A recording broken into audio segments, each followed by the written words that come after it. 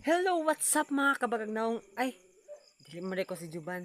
Hello, what's up mga kabujinggit? So for today's vlog no kay kanang wala mo ko ilaing buhaton diri sa mga balay, wala mo ko na ko sa gawas no. So ang ako ang buhaton is kanang about lang sa kuan ba kanang ganing mga bashers diha sa kuan ba. I know na ay mga basher, hindi nila mawala ang mga basher. So, part man gyud sila sa ato ang life no, ang basher. Labi na nasa schools, sa biskag unsa. Basta na siya sa ano.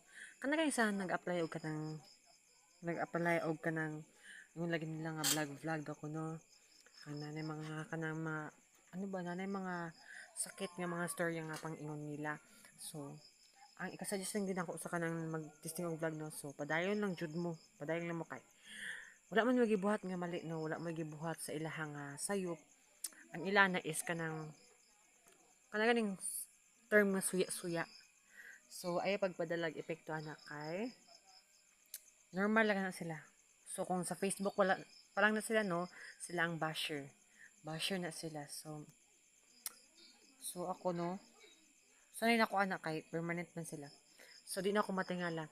So I think that is for today's for tonight vlog. Bye-bye.